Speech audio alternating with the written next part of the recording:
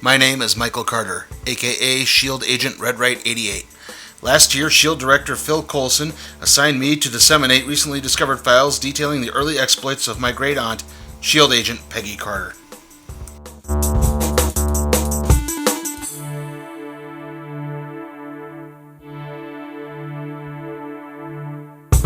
I thought my mission was over. However, a new series of documents covering Agent Carter's exploits in California was recently discovered.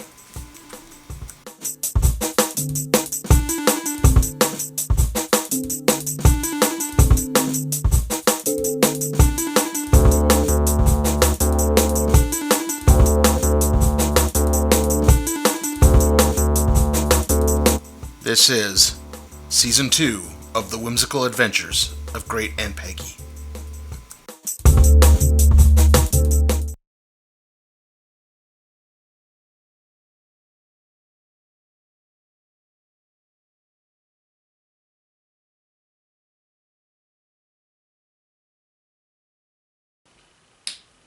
Apparently my abbreviated mission from last year was, well, not as abbreviated as I thought. Director Coulson managed to unearth several new documents that detail a mission Agent Carter had in Los Angeles. But before she got to LA, the SSR managed to foil a bank robbery that brought in Leviathan fugitive Dottie Underwood.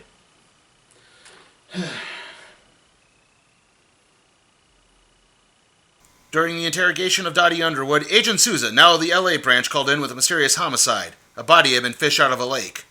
A frozen lake. So, Agent Carter was dispatched to the City of Angels, where she was greeted by Edwin Jarvis. Upon arrival at the SSR offices, Agent Carter set out to investigate to see even if the murder or the freezing were connected in any way, shape, or form. Unfortunately, the body was completely frozen through, so no autopsy could be performed. However, the coroner was able to discover that the body glowed in the dark.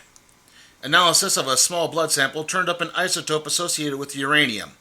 This led Agents Carter and Souza to Isodyne Energy, home to a large uranium particle accelerator. One of the Isodyne scientists recognized the victim as Jane Scott, who may or may not have been involved romantically with Calvin Chadwick, the head of Isodyne. Chadwick, who had just announced his candidacy for the U.S. Senate, was attending the races at Santa Anita Raceway. Agent Carter and Jarvis tried to talk with Chadwick, but he stalled at the mere mention of Jane Scott's name. He told Peggy the only way he'd talk about Isodyne's activities was if she got clearance. Carter and Susan went back to the coroner only to discover his frozen corpse. At this point, Dr. Wilkes, the Isodyne scientist Peggy had talked to earlier, came in to help with the investigation. However, before anything could happen, he discovered LAPD Detective Henry freezing the water that he was trying to drink from a fountain. Henry then knocks out Jarvis and takes Wilkes hostage, while Agent Carter and Agent Souza gave pursuit and managed to locate Henry's car, which was completely frozen. Peggy was able to get Wilkes away from Henry. Unfortunately, Henry managed to get to Souza. Thankfully, Henry's gun had completely frozen through as well, and he was taken out before he revealed anything.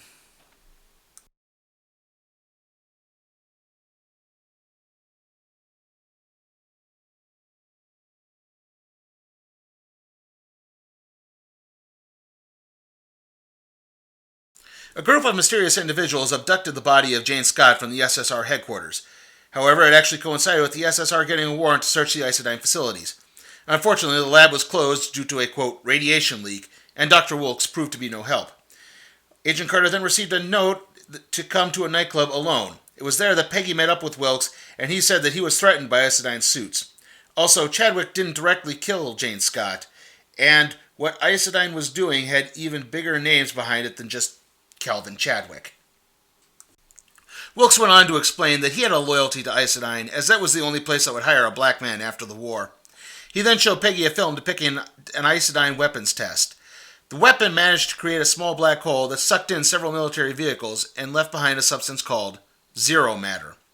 It was then that Carter and Wilkes discovered a group of enemy agents beginning to come after them and disabling the car that Peggy was driving. Peggy managed to jumpstart one of the enemy cars, and she and Wilkes got away. Carter and Wilkes tried to get in contact with Souza, but were unable to. However, Peggy managed to trigger a homing device in her car, so Jarvis was able to contact Souza instead. Carter and Wilkes went to the Isodyne facilities only to find the building being scavenged. Wilkes rushed to the containment room with the zero matter inside so he could put it into a container and transport it. However, he was confronted by Whitney Frost, wife of Calvin Chadwick.